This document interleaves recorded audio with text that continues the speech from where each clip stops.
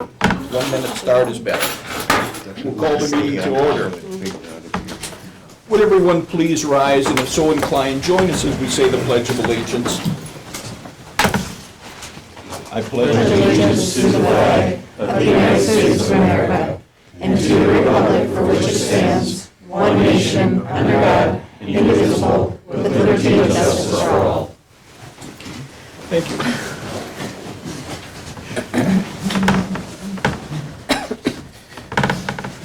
Does anyone have any extras, anything up, anything deleted from the agenda? Jeff, nothing? I've got nothing. No changes.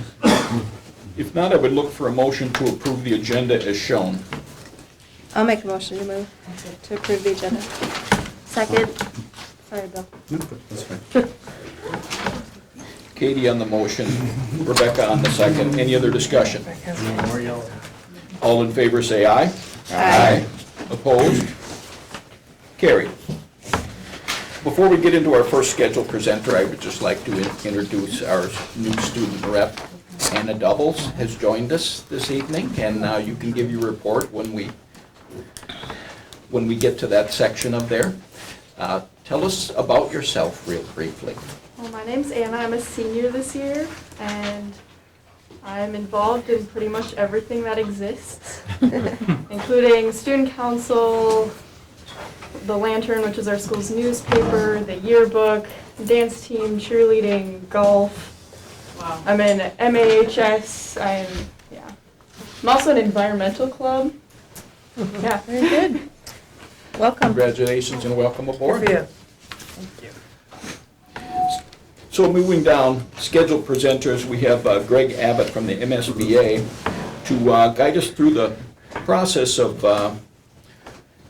adding a school board member in place of Anna, who resigned on 9/16, 9/17, as I recall. So we'll be presented with possibly a couple of options, but for sure, guidance. So Jeff, I'll hand it over to you to Sure, like Chairman Britnell said, we have Greg Abbott from MSBA here to talk us through the replacement of Anna Olson's position on the school board and what things to consider. And then shortly after that, the board can have a discussion with Greg still online here in case there are questions that come up. And then you guys can take an action on a process that you guys want to see happen for the replacement of that position. So without further ado, Greg Abbott. Hello, everyone. Glad to be here tonight, and hopefully you'll have a easy, smooth selection process for appointing a member. By law, when someone resigns, basically what you need is something in writing with them saying their last day of service, which has already probably happened. So after that, the process for appointing someone is really up to however the board, what the board wants to do. And by that I mean, you do have to appoint. In law, you can't just leave the position vacant for a year. My understanding is this position would be up for election next year in November. It's too late to have a special election this year because you can't get it on the ballot. So that leaves you with the option of appointing someone. So the appointment process can go a couple ways. Some districts, if it's real short term, they simply ask the school board members if they know of someone who is willing to serve. Maybe it's a former board member, maybe it's someone they know from a PTA or a booster club, or maybe someone who worked on a school board committee who they feel might be good. That's usually for some short-term appointments. For this, that's going to be a longer term. Most boards do an application process. And for that application process, it's like they're filling out the candidacy application for running for election. So you'll want a name, an address, and a phone contact and email. And then it's up to the board too on that application process on what they want to know about the candidates.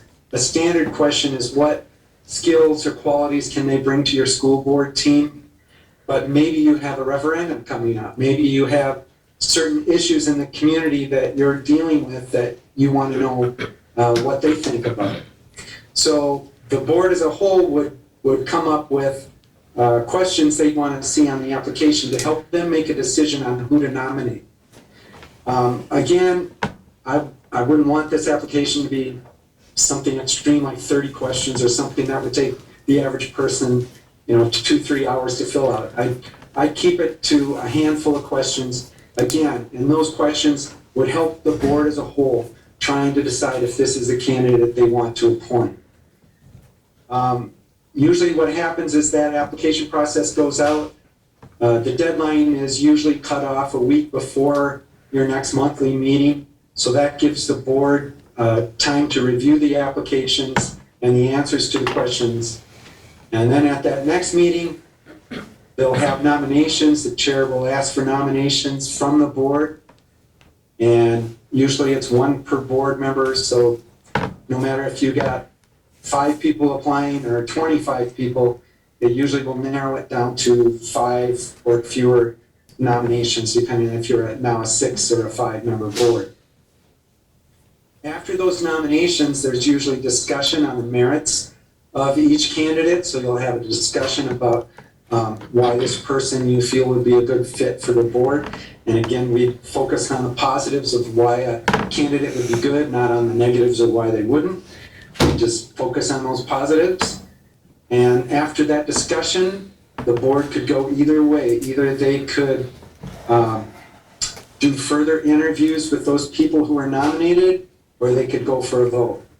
Again, in statute, there's nothing that states what you have to do. So that leaves it up to the board majority of, after the discussion, do you want to do interviews, or after the discussion, do you want to go to the vote? And if it goes to a vote, again, you're voting on the nominations in the order that they were nominated. So if Greg Abbott was nominated first, I'd be voted on first. And then the first candidate to get a majority of the board to vote in favor of that person would be the person who's appointed. There's a 30-day waiting window before they're seated on the board. So after the appointment and the resolution's filled out, they wait 30 days, and then they could serve on the board. So those are the processes, and your board would have a discussion, itself on whether you just want to nominate from board members, whether you want to go through an application process. If there's an application process, what kind of questions you want on the application, what kind of timeline you're going to set for the due date and review of the applications, and then what that nomination process looks like, whether you want to interview after the discussion or not. So I'm going to turn it back over to the board and the chair, and the board can have those kind of discussions and see how they want to handle the appointment process. So we can limit this, Greg, to as little as one question if we just want to be very vanilla on it. Why would you like to be on the board, or words to that effect, correct? Correct. It can be an application that is simple or as complex as you want. Again, there's some boards where there's some board members who want to know how this board member feels about a certain issue. Maybe there's a referenda or building facility needs, or some issue with curriculum, whatever your district big issues are. They might want that question on them to help them decide. So it's whatever questions that the board feels will help them make a decision. But yes, you're right. It could be one question. It could be 30 questions. I wouldn't recommend that. But it could be a handful of questions. As far as the applications are concerned, what clearinghouse do we use to accept these? Are they sent to the human resources person, the superintendent? Usually they're handled in the superintendent's office, either by the administrative assistant or the superintendent. Someone in the administrative office would handle accepting the applications. And then those applications would then go to the board as they come in. Okay. What questions do you have for Greg up front here? I guess going back to the timing, Greg, you mentioned that we would do the questions and nominations tonight and create a process, and have it ready for the next meeting. But that seems like a short window. Yeah, usually what I'm speaking of is at boards that meet monthly. Okay. So if October 11th tonight is your meeting, you may want to set up your application and have the due date. If your next meeting is November 15th, you'd want to set that up so the deadline cutoff would be November 8th. So you'd have a week to review them before your November 15th meeting. If you have another meeting October 25th, yeah, that's way too quick to turn things around. Okay, all right, thank you.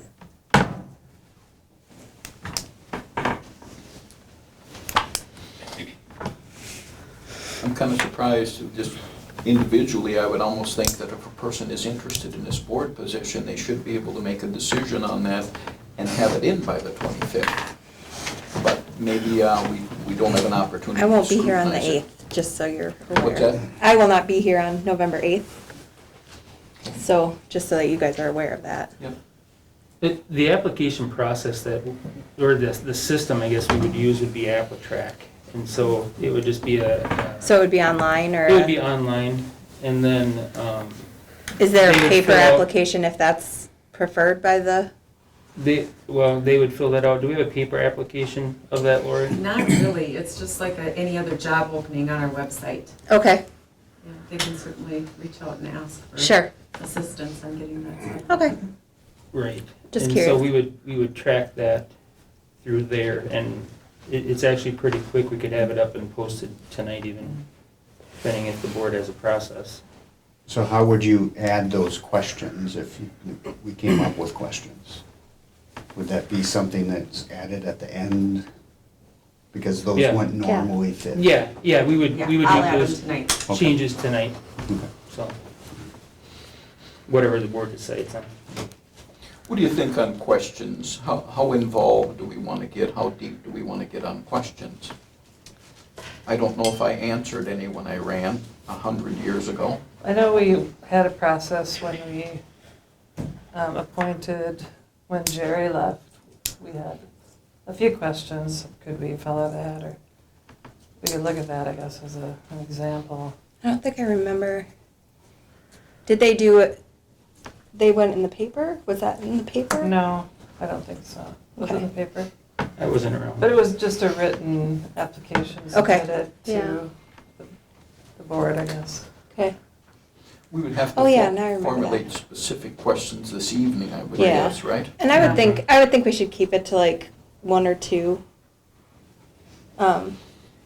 Because in all honesty, like, this is a board and we want multiple opinions on everything. So you want to be able to see different sides, and so it really, to me, doesn't make much sense to ask anything specific.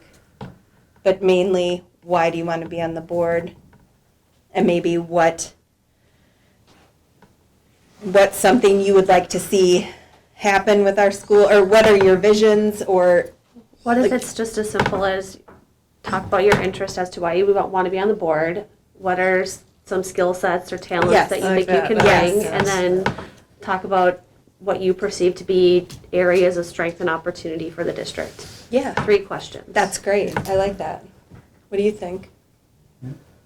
I'm good with whatever you decide. I'm a one-question kind of a guy. Why do you want to be on the board? So I would say So I'm that, hearing consensus around this, but can we repeat that? yes. Yeah. So Yeah, it would I liked be, what you said. please describe your interest in serving on the board. So why to be on the board? Yep. Yep.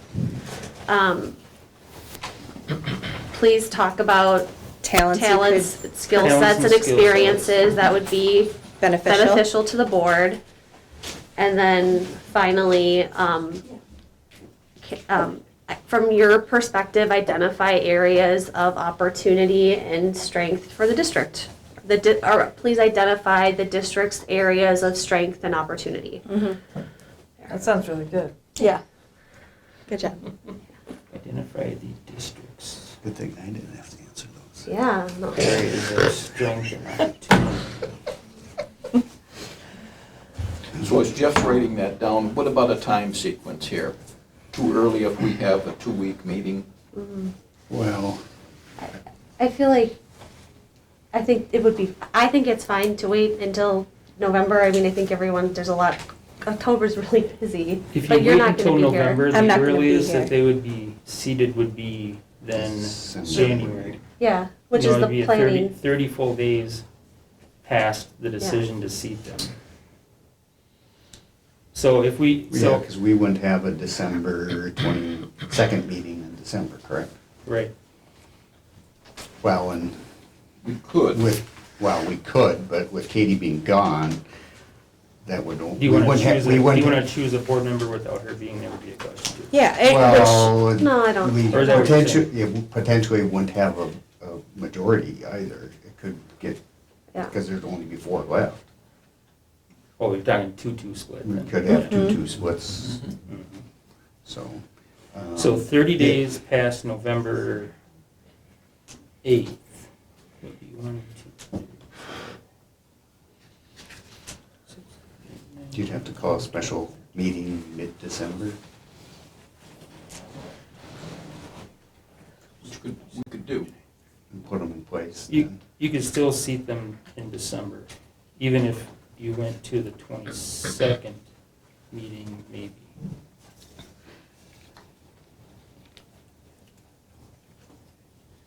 So we're gonna open this evening.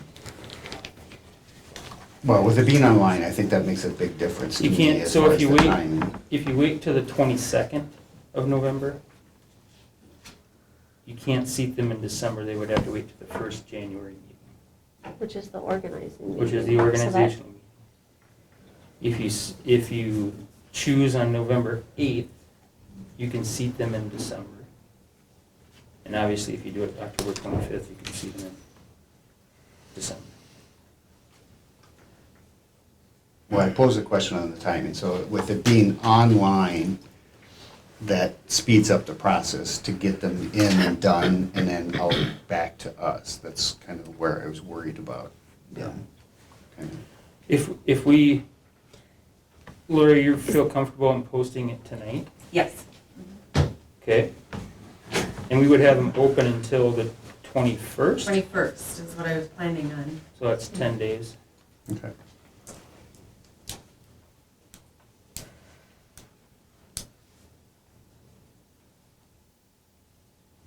Ten days.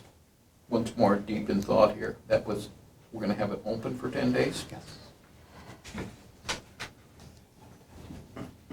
Which then gives us 4 days. including the review. weekend, to review. Yeah, because we put the applications in the packet. Yep. Then you have the weekend to review before the board meeting on the 25th. Someone from the Beacon is here, correct? Yes. Yeah. Would we have enough time to get it in the Beacon this Thursday, or is that already? Yes. Yes? Okay. Just wanted to make sure to get That the was word my out. other question. Yeah. Okay. So everybody's okay with opening up the process this evening? Mhm. Yep. Everybody seems to be okay closing the process on the 21st. To make a decision on November 8th.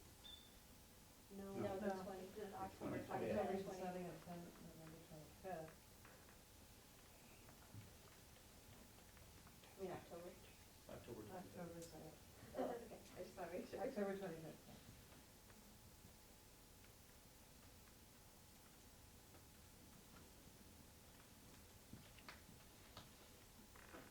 And the questions we seem to have down pat, we're gonna have 3 of them.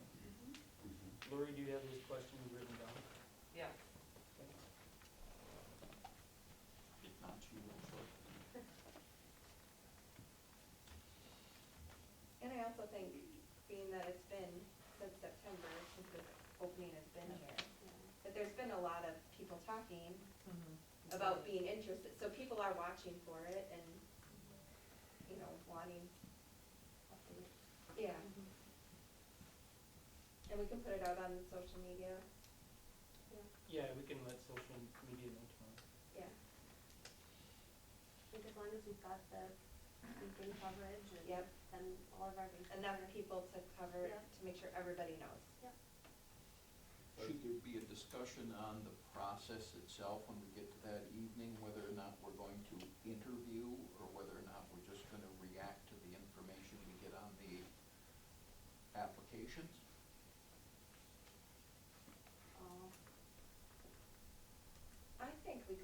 probably make nominations based on the application. If you get 20 applicants, would you interview all 20? No. No. No, I think that's going to what Greg was laying out. Yeah. Greg, why are you laughing? Yeah, I was laughing because there was a board that said, we're just gonna interview everybody who applied, and they ended up with 28 applications. They spent 3 nights, 4 hours each night to get through the interview, so they're never gonna do that again. That's why I said, usually if you do interviews, it's after the nomination, so at least it narrows it down to about 4 or 5 people. Sure. So I think maybe just wait and see. I wouldn't want to pigeonhole us into a So- decision. You have nominations, discussions, and then you can decide if there's an interview or you do a vote. And Greg, if we go to a vote and there's not a majority support for any of the nominated individuals, do we start over again? Yeah, usually what happens is if there's no candidate that gets a majority approval, you can bring it back at the end of the meeting and see if anyone changes their mind, or that may be the time where you say, we'd like to interview candidates and maybe set up a time at your next meeting to actually talk to all the candidates and interview them and then take a vote again. So if you can't get a majority on one candidate, that might be the time to interview them as well. And that could possibly push our timetable back. Yeah, Right. but then it could be done with it too. Yeah, you never know. But it's nice to know that we can wait and we don't have to have that decision made today on whether we're gonna do the interviews or not. We can wait and see how the first one goes. And then if it would end up, like you said, like no majority, then we could do those interviews. See any gaps in our reasoning here, Greg? No, it all looks good.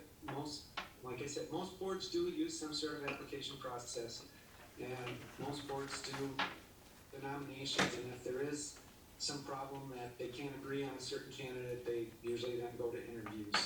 So, So it seems normal. it's pretty common. Do we need Greg's assistance anymore? Can we let him have dinner? It's up to you guys. You guys want to go through a motion in a second, make sure you get everything in there, make sure you get it completed before we let Greg go. Okay. Eat. So we need a motion on the floor as far as dates and reaffirming that the questions that we've given out so far are what we want. So I make a motion to open the application today and have it close on Thursday, October 21st, with an application process. Asking 3 questions to describe interest in the position, skill sets, talents, and experiences that would be beneficial to the board, and then to identify the district's areas of opportunity and strength for a decision and nominations on the October 25th meeting. No, sorry, for nominations on the 25th board meeting on October 25th. It's Monday, right? It is Monday, October Okay. 25th. Yeah, Okay. okay. I'll second. That's a mouthful. Good job. There's a lot to get in there. I'll second that. Thanks, Brenda. Brenda has seconded That was that. easy. Thanks. Other discussion? All in favor of the application process as stated, say aye. Aye. Opposed? That is carried. Thanks a lot, Greg. Thank Thank you. you, Greg. Thank For your you. help. Thanks, Have a Greg. good Have a night. good process. Thanks. Good night.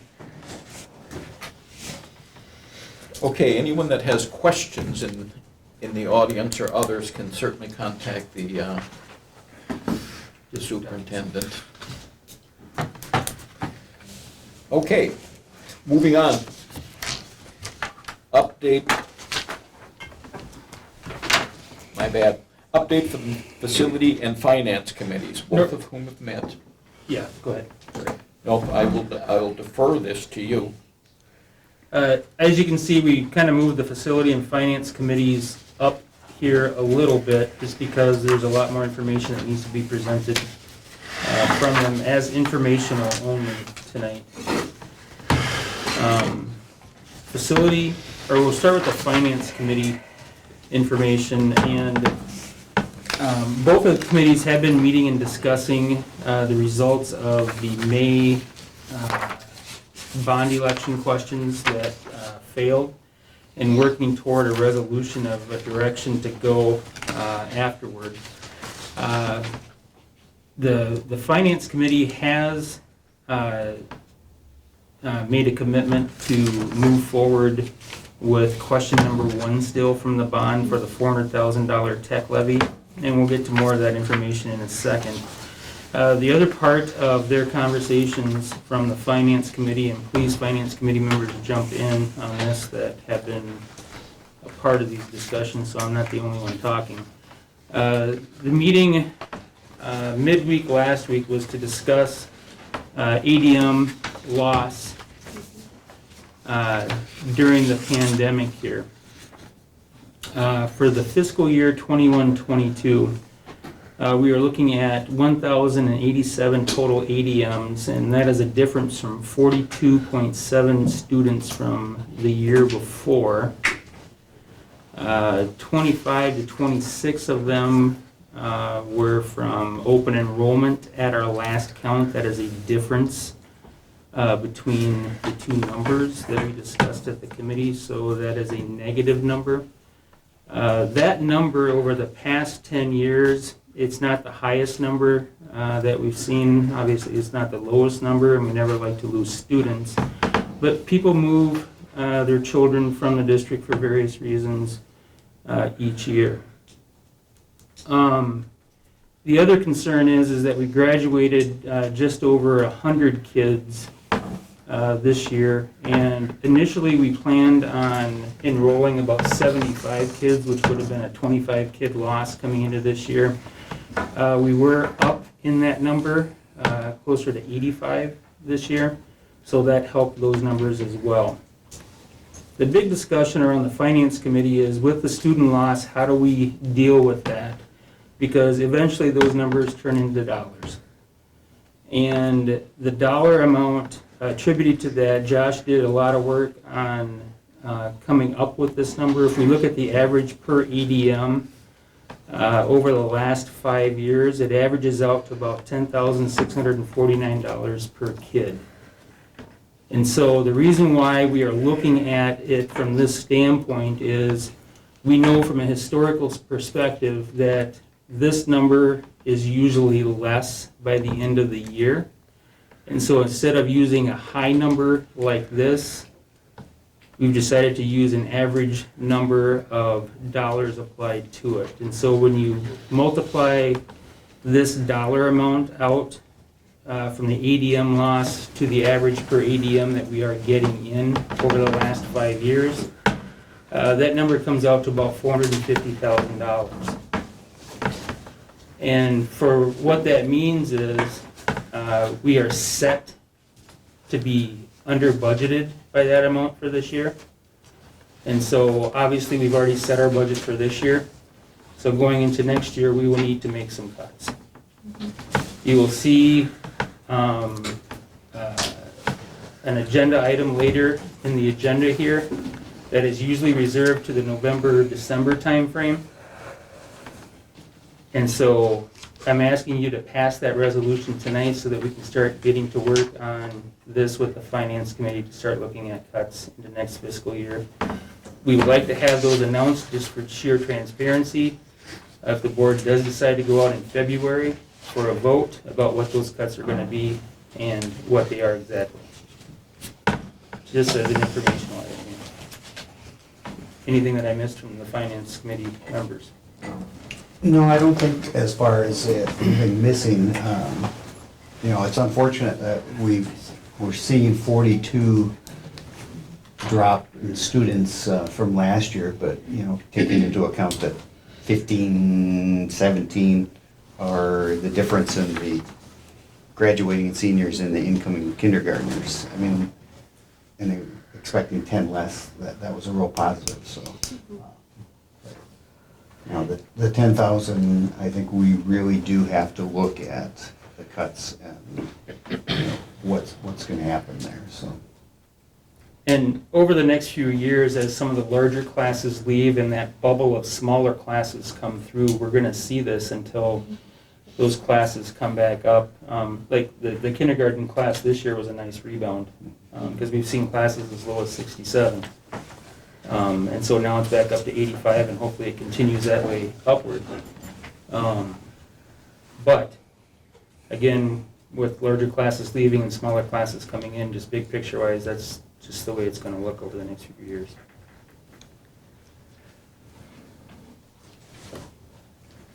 Yeah, the uncomfortable thing is always that we need to treat our students like a business, sad to say. You know, we've got less students, so we've got less revenue, so we have to do something to counteract that. And the only way to do it is have some type of reduction. And, you know, truth be known, if we did run another referendum the first quarter of next year, if that happens, we could be looking at more cuts after that or more reductions after that. So we really have to keep our nose on the finance portion of our school. And with less students means less revenue. We have to take care of that.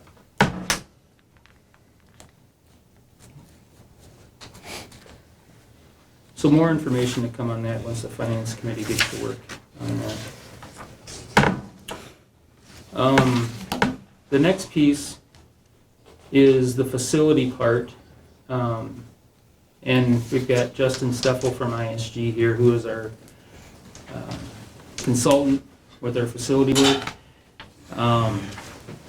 First thing I'd like to do is look at their work that the facility committee has been working on in the past quite a few months, actually, in paring down that question, or the questions from the bond, and settling in on a number to look at, or for the board to consider going out for. I'd like to look at the current recommendation that's going to be coming from the facility committee, and then also look at how it's a little bit different from the May vote. And I'll use a slide from the review and comment from May. I don't know if you guys can see that very well or not.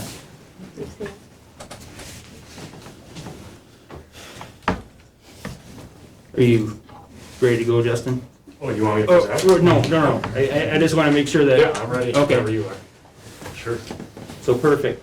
So the facility committee is recommending going out for another bond attempt question that focuses on the finishing up of the HVAC in the 1962 edition in the middle school, high school, improving site drainage in both the elementary and in the middle school, high school, replacing roof sections in the CCC, renovating CTE, including the HVAC upgrades in the middle school, high school. And then some of these other items are just various HVAC areas that are listed out here individually, and CTE miscellaneous renovations. The total cost of the project, and unfortunately contractors now are adding a 20% COVID upcharge to these due to price increases that have happened over the past year or so. To the new total cost is $7.548 million. The bond question will actually be based off of $7.985 million with the financing pieces. I'm sorry, not the financing pieces, but the it's escaping me. There's Yeah, your bond financing cost, Underwriting. all that would be. underwriting, yes. Yep. Yep. This is the more of the construction cost portion of it. Yes, thank you for clarifying that.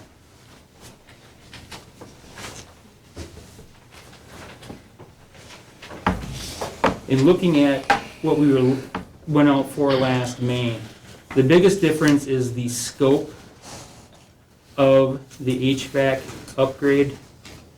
That was downsized and clarified more. Is that probably the best way to say that?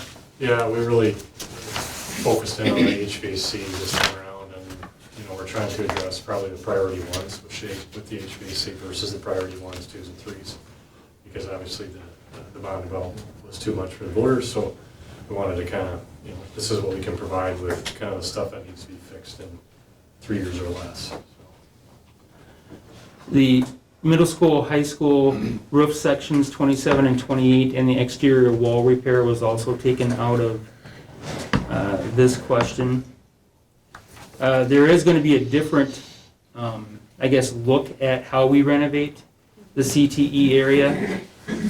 In more discussions, we decided it would be better served to add, is it 2 walls, Justin, that creates an extra space for students to learn for auto mechanics? Correct. This time around, we're looking at adding a auto tech addition, and then relocating engines next to the auto tech addition, so the auto and engines are close to each other for teaching purposes. And then we would move metals and welding over to the carpentry shop, so all that's kind of in one box. And Manufacturing area. Yeah, call it manufacturing area, but for teaching purposes, it works so much better for those spaces to be placed that way. And then also, we're looking at adding a receiving area for kitchen, because right now, when vendors show up with food service deliveries, they're kind of coming in and out of the back of the building, and it's unsecure. They're kind of going through the corridor. So we're going to dedicate a space where they can pull the truck back up, basically unload. That space will be locked from the corridor, and then kitchen staff can access that later. Oh, sure. Just so that everybody knows in the room, CTE is Career and Technical Education. Thank you for clarifying that. And Jeff, when was the last time CTE was updated? I don't think it has been, Hasn't. since it was, that edition I believe was built in the 50s, Thank you. and it hasn't been touched at all. And obviously with the advanced manufacturing that we have going on in town here, I think that would be a great service for our students. Yeah. Well, and even like the internship thing with the Southeast, we're building capacity in that area anyway, and need the facilities to meet that, so. Right. And so that covers the scope of what is a little bit different from what question 2 was last time to what we're asking for in question 2 this time. It is less cost. Question 3 involving the activities area and question 4 involving the stadium field will not be on this recommendation for a potential vote coming up. Okay.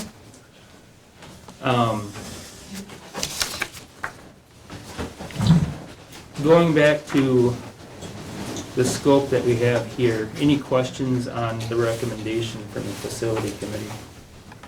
So as far as the HVAC itself and addressing it, if we were to pass this and work on the HVAC, we would have it covered. We wouldn't be leaving anything out.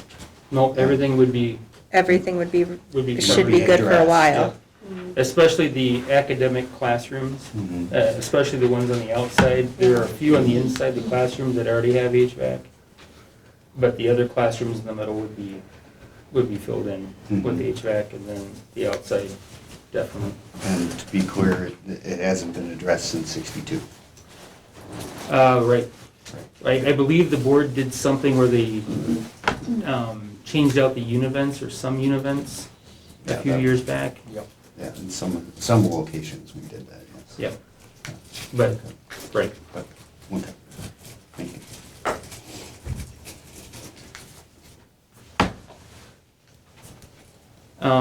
Basically, this was just informational tonight. ISG is working on a review and comment that is required ahead of the board actually taking action, so we have to send in the review and comment to the state before the board needs to take action.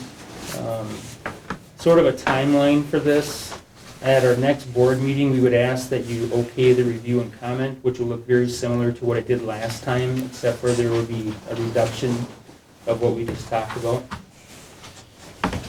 We would have a first reading of a proposed election resolution to go out for the question on October 25th.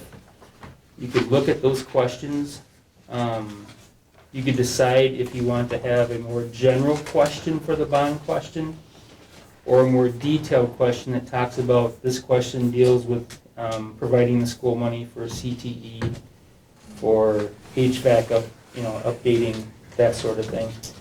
So we can discuss those options at the October 25th meeting as a draft version of that resolution.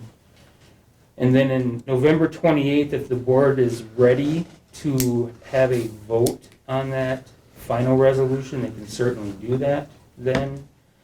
The resolution is not due to the state until November 26th, and so at the very least, we should have a decision made by our November 22nd meeting.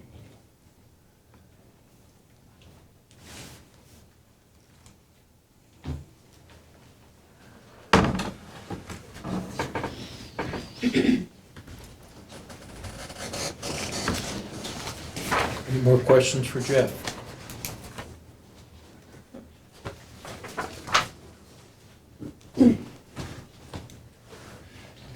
Oh yeah, I do have a couple of the tax estimates updated by Ehlers for, it would be a 2-question ballot. So the $400,000 tech levy, and we use $225,000 house as the highlighted area that Ehlers says that is the average cost of the house in Cannon Falls at $64 a year for question 1.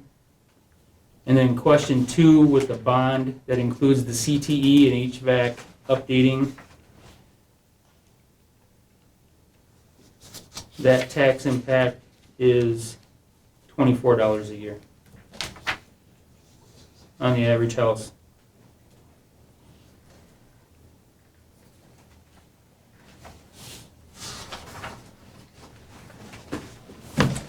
And again, more information will be coming at the next board meeting as well, and reviewing comments.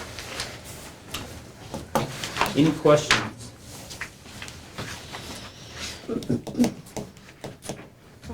Mary? It was not a, it was only a discussion item, so we'll move on from there.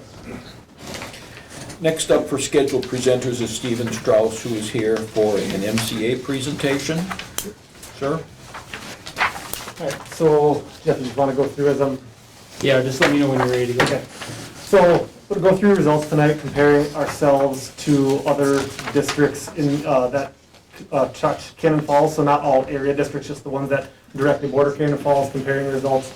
Then we'll go through the trend data over the years from grades 3, 4, 5, 6, 7, 8, and then whatever else is on there for reading, math, science. Okay.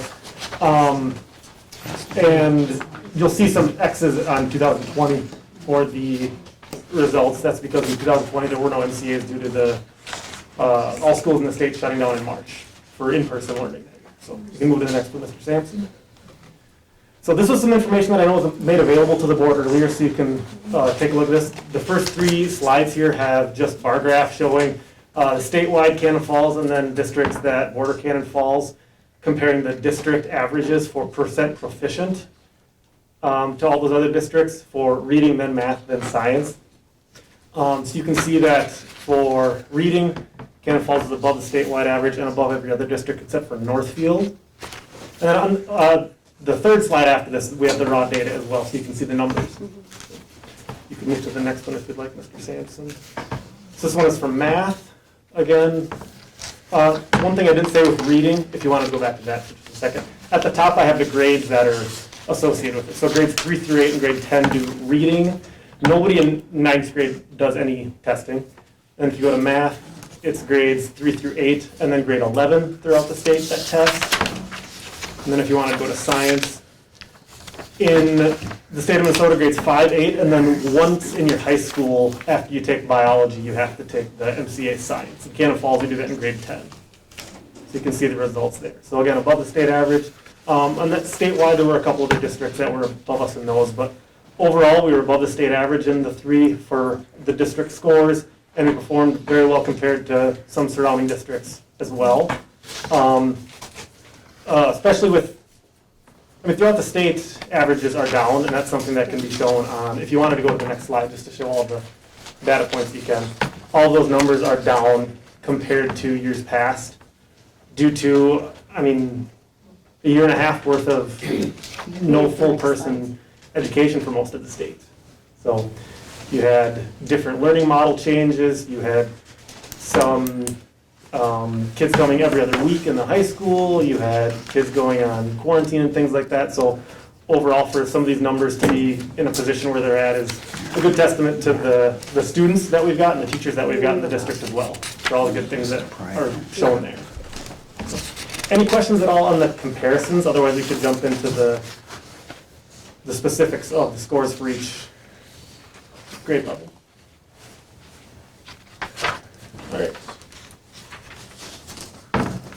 So here is showing all of the, there we go. Here we're showing all of the reading scores from last spring. Again, 2020, you see the X's because nobody was tested that year. For 2021, you got, again, grades 3 through 8 and grade 10, and I have them color-coded so you can track the same grade over the years. And then you can see that as you get from the 8th grade year to the 10th grade year, it skips 2 columns skips a column because there was no 9th grade testing. 9th graders don't get tested at all. So students love that come springtime when they're in 9th grade, when they don't have to go through MCA tests. So you can see there the trends that the scores are at a certain area, and then in 2021, in general, they were down. So, and I've got state averages as well. The numbers were, so just for example, the reading state average in 2019 was 59.1% proficient, and in 2021 it was 52.3. So the state went down 7 percentage points as well for percent proficient. So still above state average on those. Any questions on the reading year by year, or grade by grade, I should say? The inconsistency from year to year on some grades is very surprising. Is there can you attribute that to anything? Sometimes if there's teaching changes, if there's curriculum changes, if there's standard changes, things like that. Those are some things. Sometimes a building change too, going from, and that's why with some scores, and just Mr. Hodges can attribute some behavior changes we've seen this year too, going from one building to the next year, especially with the last couple of years, the way we've had, but going from one side of the building in the elementary to the other, then coming up to 6th grade, which is on its own schedule, and we have multiple different schedules up in the high school as well, so that can be a factor for kids. Seeing 7 teachers for the first time instead of seeing 1 teacher, all those things are really kind of big on kids. 6th graders come in scared sometimes. So those can be contributing factors as well. Thank you. Yep. So with the math now, I think math's the next one. Yep. So again, same thing here, they're color-coded. And you can see that there's 2 years skipped then for each color there. Yeah.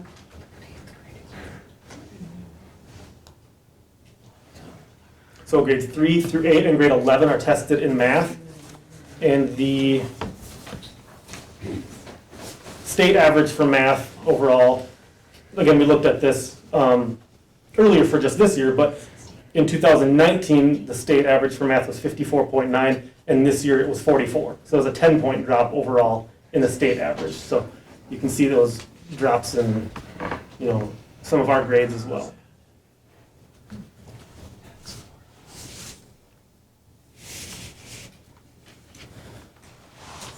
And this is something I don't remember the exact date. It was after the information was made public. There was an article in the Star Tribune about learning loss and testing scores as well, and it highlighted how throughout the state this happened. Throughout the state, it was a thing, seeing that learning loss and some of the scores being lower. But again, like I said, Cannon Falls is performing above state average in the 3 different areas, so that's great to see. Mr. Sampson, the last one now is science. Science is only tested 3 times, again, grades 5, 8, and then once in high school, as students are taking their biology class. And the state average for science in 2019 was 50.4, and this year it dropped to 42.7 for the overall average. So that combines all 3 of those grades. Just some comments here on learning factors that were in play over the past few years and then goals from both buildings.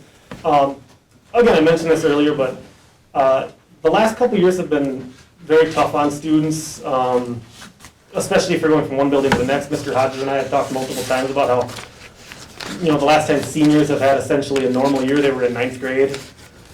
The last time 9th graders have had a normal year, they were in 6th grade. The 7th and 8th graders haven't had a normal year in this building, so a lot of those things are at play, in addition to teaching changes, schedule changes, all the normal changes that kids go through.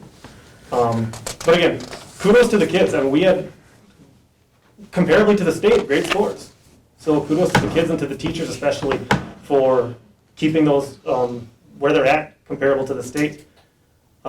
We did also, one thing I didn't have on there that I should mention, we did have more students, and I don't have the raw data from this in front of me, but more students opt out last spring compared to years past. So again, 2020, that data isn't available.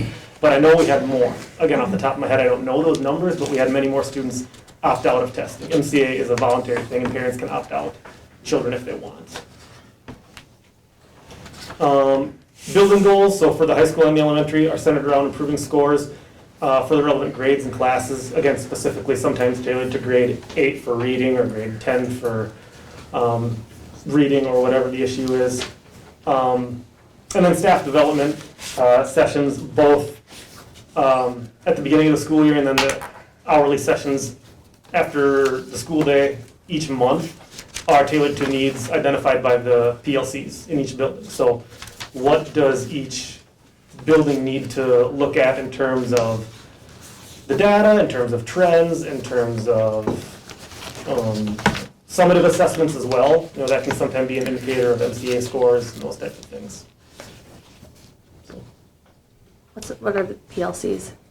Professional learning communities, those are, and again, each building kind of creates their own goals with that. So the high school's PLC goals might be slightly different than the elementary. They go through the same process and do many of the same things, but the goals from building to building might be different. And they're data-driven Yep. Yeah. decision-making groups.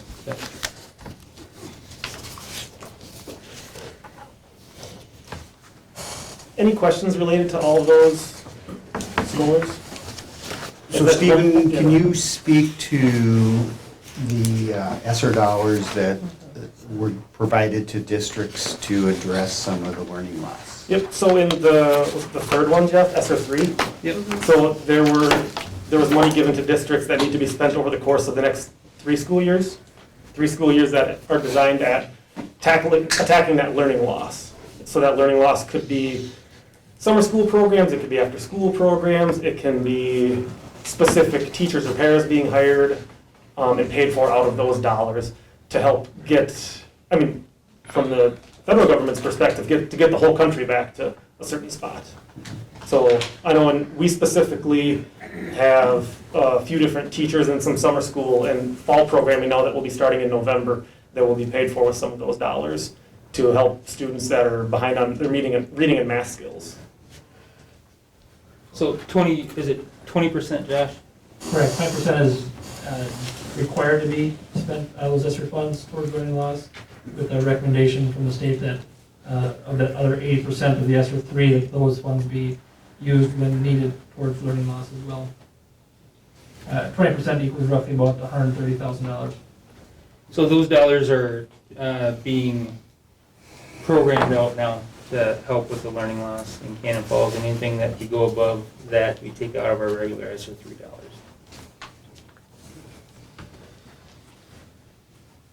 Anything else? Thank you for your time. Thank you very much. Moving down to administrative board reports. Jen, you're always first on the list. I know you've got an attachment for us. Do you have anything to add there? I do not. Okay. Anybody had a chance to read that? Any questions for Jen? Looks like the homecoming was a success. It was fun. Yeah. Trying something new. Yeah. Middle school, high school tech. Mr. Hodges, anything? I think you just got your report today, so it's pretty up to date. Nothing really with tech the last couple of weeks, so everything's going well. Thank you. Community ed and activities. Reed? Just wanted to highlight two things. One was the John Fogerty Minnesota State High School League Hall of Fame. That should be in your packet. Yep. Along with that link. So tremendous honor, 1 of 12 going in inducted into the Minnesota State High School League Hall of Fame. I believe April 24th is the date for the induction ceremony. And then the other piece was just that wrapping up our regular seasons and started postseason. In fact, today with girls tennis and section runner-ups for team tennis for the girls. Soccer is Thursday, and we're wrapping up regular season for volleyball next week, football next week, and cross country will start postseason next week as well. So busy time. Busy time. Nothing from Dave Peterson. And Soup's report. Yes, I did a lot of talking earlier, but I do have one update I want to give on the COVID committee. Just a brief update on the testing implementation. We do have a nurse that has been hired and going through some training. We do have rapid tests available here at school. We're trying to marry up that process with the states. Leave it to the state to have problems on their end with their apps that they're having us fill out information on. So hopefully by the end of this week, we'll start pushing information out to parents on a rapid testing program to begin here shortly. We did extend our saliva testing program to our elementary parents. I believe Jen sent that out today. Yeah, and the reason for that, obviously, it's a service for parents that can't afford to go get their kids tested, and it's kind of an equity thing, I guess, to help them at home. But providing another service to help families combat this and make sure that their families are safe. So, again, hopefully by the end of this week, we'll have more information pushed out to parents and starting that rapid testing program. Other than that, our numbers are, I would say, okay at this point. It seems to ebb and flow quite a bit throughout the week is the best way to describe it. Okay. Questions for Jeff? Moving along. Guess what, Anna? Is it my turn? It's your turn. Okay. So we just wrapped up homecoming, I think that was a couple of weeks ago. We did the elementary school pet fest a little bit this year. I thought it was super fun. We more did a parade throughout the school instead of all gathering in the gym there. And then on Monday of homecoming week, the student council went around to all the lunches and introduced the dress-up days for the week. Usually we do a 15-minute pet fest for the whole school on Monday morning, but just to kind of space it out more, we did it at lunches, and then we had our traditional big pet fest Friday afternoon. And from the vibes I got from kids at school, they really enjoyed having those traditional homecoming events back. Can I just say that Anna's the student council president, so she was largely in charge of organizing homecoming week, so everything that happened that week was because of her and the student council, so Good job. it was a really good homecoming weekend. Okay, yearbooks are on sale right now. They're for a discounted price until like October 29th or something. I think the price is $65 right now. I think it goes up by $5 after that, so. The environmental club just started. One of my classmates, Bianca Caputo, just started that back up. She's super excited about that. So any middle schoolers or high schoolers can join that. Just some kind of sports stuff that I know about. The football team is doing great this year. They've only had one loss, so that's been fun. Dance team started tonight, just the choreography part of it. So the regular season starts in 2 weeks. And then I'm also the writing EIC of the school's newspaper. So if there's ever anything you're wondering that's going on in school, we post pretty much everything on that site. So go check that out. That's all I have. Thank you. Thank you. And welcome aboard. School board committee reports. We've gone over the finance committee and the facility committee already. Has anyone else met since our last meeting? No. Nope. Well, the Ed Foundation, I can report on their poker social on October 2nd. Was very successful. They raised $7,390, over 121 hands were sold, and I attended that. It was a lot of fun. Thanks to all the businesses that participated, and Mill Street for hosting the event. And the weather was much better than the previous year, for sure. And thanks to the Ed Foundation for all the work they put in as well. Anyone else? Public input. Due to data privacy concerns, a speaker may not address criticism toward an individual district employee during public input. Individual complaints should be handled privately with the building administrators and/or the SUP. Comments from visitors must be informational in nature and may not exceed 3 to 5 minutes. We'll try to hold you to 3. The board cannot engage in a discussion or debate in those 3 to 5, but will take the information and find answers if that is appropriate. As part of the board protocol, it is unacceptable for any speaker to slander or engage in character assassinations at a public board meeting. The issue has been dealt with by the MSBA, that rep that was up there, and due to the activity in public input and public forum by a number of schools in the state of Minnesota, they made some very definite recommendations to the school board just recently. We follow most of those pretty well, so we will adjust those at a policy conversation in December to see if we need to make any changes to that. But for right now, if you have any issues that you would like to make a statement on, please stand up, identify yourself, and speak to us about areas of concern.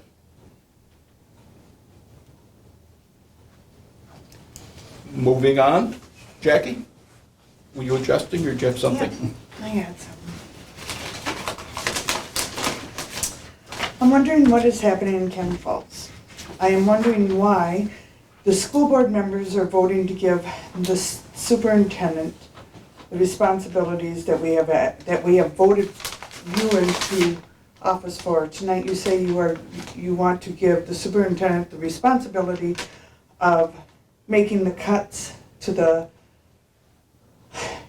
school policies, whatever they happen to be on with the funding. But at the same time, we put our faith in each one of you that we voted in. So I don't think putting the responsibility just on the superintendent, no offense to you, but we voted you in to make the decisions that we feel as a community you stand for with us. So at this time, I am asking that you keep the responsibilities with the board and have guidance to the superintendent and not allow the superintendent to make the cuts. Also on School Board Policy 206, participation in school board meetings. It states that school boards are to recognize the value of participation by the public in deliberation and decisions on school board matters. Further, the policy is to encourage discussion by persons and subjects related to the management of the school board and district at the school board meetings. I do not believe the power of the people put into the school board meeting should be handed over to a superintendent. If this is what you plan on doing, please explain why this would happen. Thank you. Okay.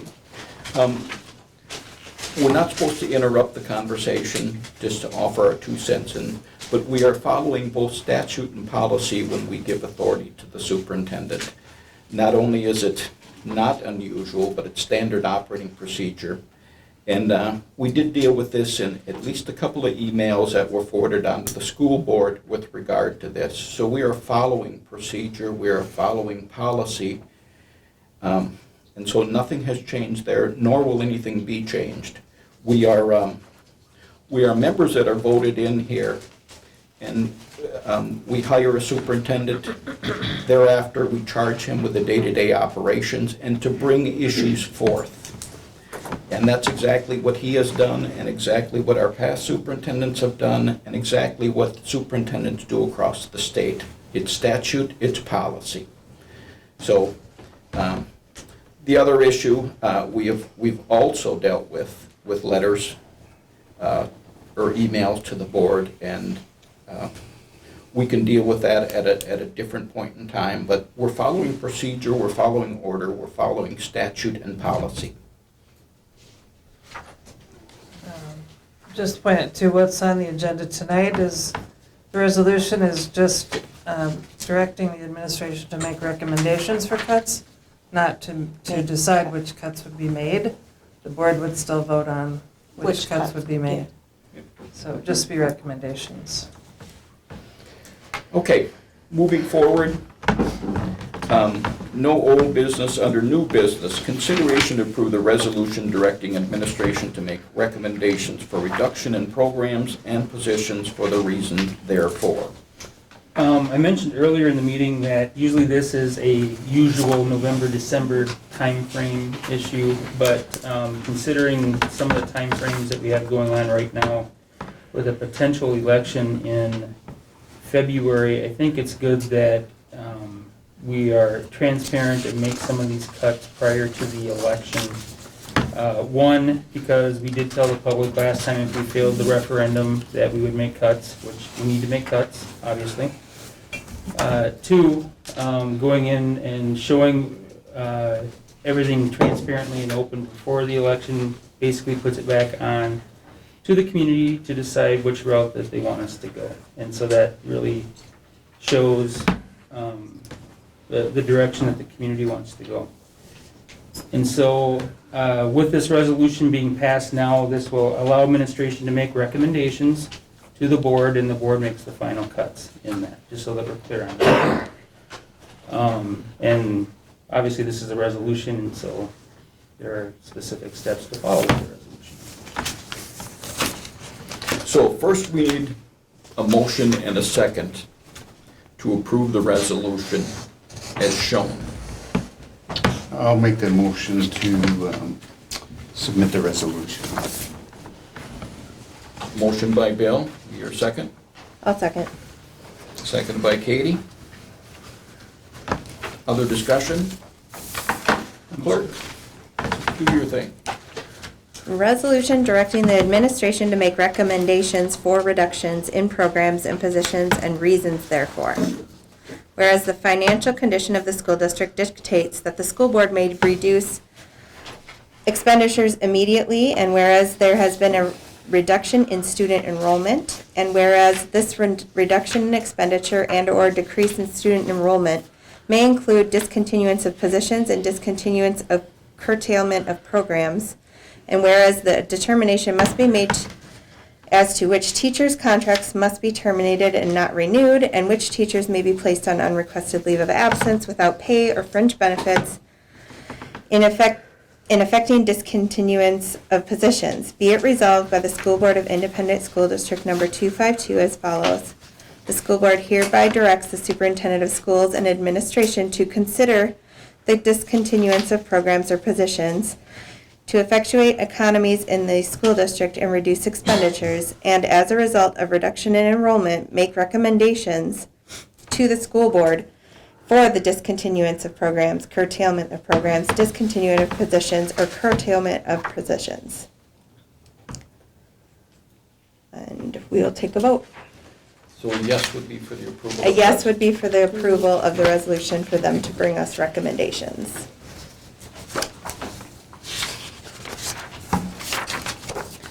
Bob, Yes.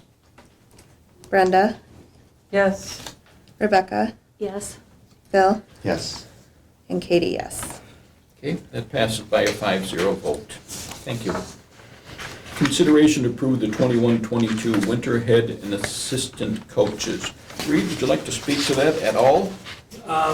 Pretty straightforward here. If there are any changes, I'll bring that up to Back to Future and I'll have them highlighted in red like we did in the fall. Not a lot of change, Got a couple of vacancies to fill? depending on how many levels we're gonna have in restructuring, yes. Yep. Any questions for Reed? If not, I would look for a motion to approve. I'll move to approve. Motion by Bill, I'll second. seconded by Rebecca. Other discussion? All in favor of the approval of the winter head and assistant coaches for the upcoming season, say aye. Aye. Opposed? That is carried. Consideration to approve the 21-22 assurance of compliance equity laws. Came out. This is a yearly item that school districts have to have the boards pass to tell the government and assure the government that we are in compliance with each of these federal laws and state laws. When you take a look at these federal laws, this is Title VI of the Civil Rights Act of 1964, Title VII of the Civil Rights Act of 1964, Title VII of the Civil Rights Act of 1964 dealing with Pregnancy Discrimination Act, Title IX of the Education Amendments of 1972, Age Discrimination Acts of 1975, Section 504 of the Rehabilitation Act of 1973, Americans with Disabilities Act or the ADA, Denial of Equal Educational Opportunity is Prohibited Act, Fair Housing Act, Age Discrimination and Employment Act, and the Prohibition Against Discrimination Based on Blindness. Those are the federal laws that we have to be in compliance with, and state laws include the Minnesota Human Rights Act, Minnesota Statute Section 121A, which deals with prohibiting student bullying, Minnesota Statute Section 121A03, requiring school districts to have a policy prohibiting sexual, racial, religion, harassment, and violence, Minnesota State Section prohibiting sex discrimination in athletic programs, Minnesota Rules Part 3500.0550 relating to inclusive educational programming plans, and Minnesota Rules Chapter 3535, and you can read the numbers there, relating to the quality of education opportunity, school desegregation, and prohibition of discriminatory practices. And I can assure you that we are in compliance of these laws and recommend approval. And we also deal with these on an annual basis. Yes. Okay. Look for a motion to approve. I'll move to approve. Brenda on the approval, I'll second. seconded by Rebecca. Other questions? All in favor of the approval of the 21-22 Assurance of Compliance Equity Laws, say aye. Aye. Opposed? That passes. Consideration to appoint a school board member to the open treasurer position. Since Anna has left and is the treasurer, we have an issue here that I tried to resolve personally with Rebecca, letting her know that she's the heir apparent. We're all at present officers on the board. Bill is not able, due to his employment, to be able to accept the treasurer job. So we're hoping you'll take it. I was ready to arm wrestle Bill for it, but, You probably would have won anyway. no, I'd be happy to. So do we So need to can I- nominate? Can I nominate her? It says we Yes. appoint, but we can nominate. Well, I nominate Rebecca as treasurer. Bill has nominated Rebecca. Do we hear a second? I'll second. Katie has seconded that motion. All in favor of Rebecca being appointed to the open treasurer position, say aye. Aye. Opposed? That is carried. Thank you. Thank you. Informational items, we'll be busy for the next few weeks, I'm sure. Regular board meeting, next scheduled is October 25th. Review and comment, resolution calling the election. American Indian Parent Advisory Committee report, teacher seniority list, and anything else, board, that you deem necessary to have discussion on as an agenda item. You can contact either Lori or Jeff to have it placed on the agenda for the next meeting. Before we close, does anyone on the board have anything they'd like to speak to? Just like to say congratulations to John Fogarty Yeah. on his nomination to the Yes. Minnesota Hall of Fame. Yeah, that's amazing. I'd like to echo what Brenda said, and having had the privilege of being taught by Mr. Fogarty and coached by Mr. Fogarty, he is a living legend in the Minnesota State High School League speech program, and he's not here, so I will refer to him as a dinosaur with a lot of love and support. He knows it, and the students really appreciate him, and yeah. Absolutely. His tenure might go back to the late 60s, very early 70s, very early 70s. 1969, I believe. 1969. Very good. The students will joke that he did critique sheets on tablet. Or stone tablet and Bring a chisel, so, tablet. yeah. Congrats, it's well The deserved. original tablet. Yeah. Thank you for reminding us. So having said that, would anyone like to make a motion to adjourn our meeting? I'll make a motion to adjourn. Motion by Katie, second. I'll second. You were so pleased to be here, folks. You're not very quick on the motions and second. We have a motion and a second on the floor for adjournment. Any discussion? All in favor of adjournment, say aye. Aye. Opposed? We are finished. Thank you very much.